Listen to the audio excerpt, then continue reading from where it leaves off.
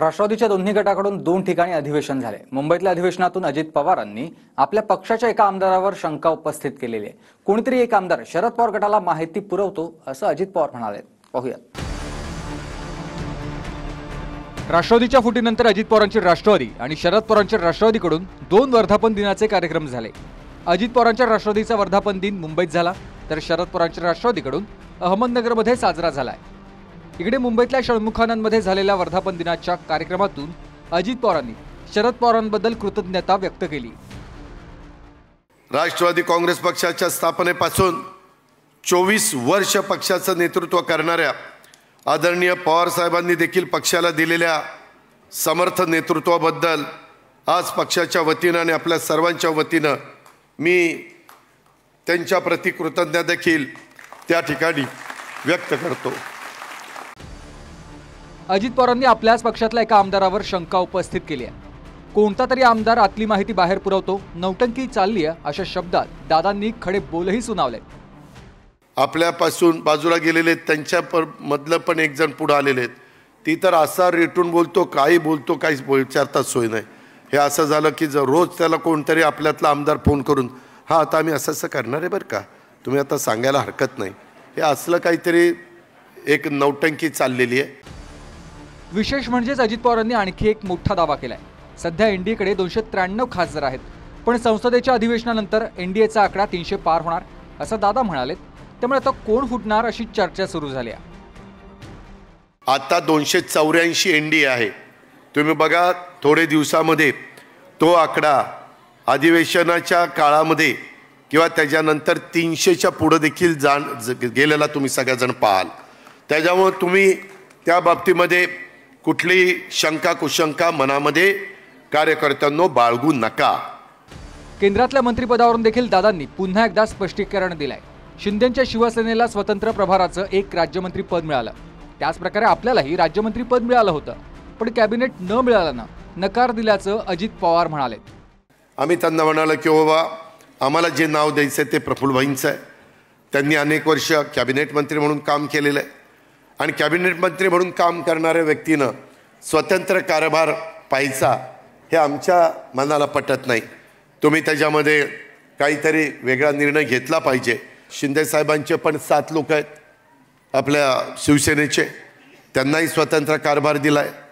त्याच्यामध्ये इतर पण वेगवेगळी नावं त्यांनी आम्हाला सांगितली आणि त्याकरता आम्ही त्यांना स्पष्ट सांगितलं की बाबा जर तुम्हाला करता येत नसेल तर आम्ही एनडीएच्या बाहेर नाही आहे, आम्ही एनडीएच्या बरोबरच आहे, पण आम्ही कुठलं पद स्वीकारणार नाही। तर लोकसभा निवडणुकीत जो फटका बसला त्याला मराठा आरक्षण किंवा मराठा आंदोलन जबाबदार आहे असं नाही, असं भुजबळ म्हणाले। मराठा आरक्षणाच्या संदर्भामध्ये आपल्याला सगळ्यांना माहिती आहे, त्याचा मोठा फटका विशेषतः मराठवाड्यामध्ये संभाजीनगरची जागा सोडून सर्वच जागेमध्ये आम्हाला त्या ठिकाणी बसला आणि अशा पद्धतीनं ह्या काही गोष्टी त्याचं विश्लेषण मध्ये भाजपची मीटिंग झाली, त्याच्यामध्ये देवेंद्रजींनी पण केलं। आमची मीटिंग त्याच्या आधी झाली मुंबईमध्ये, त्यावेळेस आम्ही पण त्याच्यामध्ये आमच्या आमदारांच्याकडनं पण समजून घेतलं, आम्हालाही जे वाटतं ते तिथं सांगण्याचा प्रयत्न केला। मराठा ओबीसी हा जो वाद आहे, आपण मराठा समाजाला 10% आरक्षण दिलेलं आहे आणि ते टिकणार आहे, पण असं असताना जर काही मागण्या जर होत असेल तर त्यांना समजून सांगितलं पाहिजे। तुम्ही असं काही समजायचं काही कारण नाही की हा जो वाद आहे त्याच्यामुळे आम्ही पडलो असं समजायचं कारण नाही, कारण विदर्भात काही तो वाद नव्हता, तिथे सुद्धा जे आहेत खासदार आपले उमेदवार पडले। विक्रम आ तो गए, जाओगे कैसे? बड़े आराम से। ये देश हेलो, मैं आ रहा हूँ और हाँ भगा कर ले जाऊंगा। सिक्योरिटी!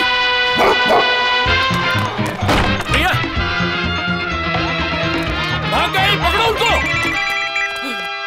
हेलो, बोला था ना भगा कर ले जाऊंगा। विक्रम! एक हिंट तो देते। हिंट? बड़े आराम से। खरं तर एक दिवस आधीच मराठा आरक्षणाचा फटका बसल्याचं अजित पवार म्हणाले, पण विदर्भात मराठा आरक्षणाचा मुद्दा नव्हता, मग तिथेही सारखाच परिणाम झाल्याचं भुजबळांचं म्हणणं आहे। Bureau report TV9 Marathi. Vikram, आ तो गए, जाओगे कैसे? बड़े आराम से. ये देश हेलो, मैं आ रहा हूँ. और हाँ, भगा कर ले जाऊंगा. सिक्योरिटी! भैया, भाग गए, पकड़ो उनको! हेलो! बोला था ना, भगा कर ले जाऊंगा. विक्रम! एक हिंट तो देते. हिंट. बड़े आराम से.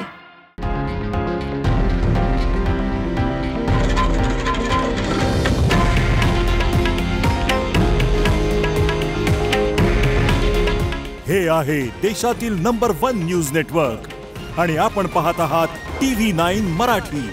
काळजी तुमची, हित महाराष्ट्राचं.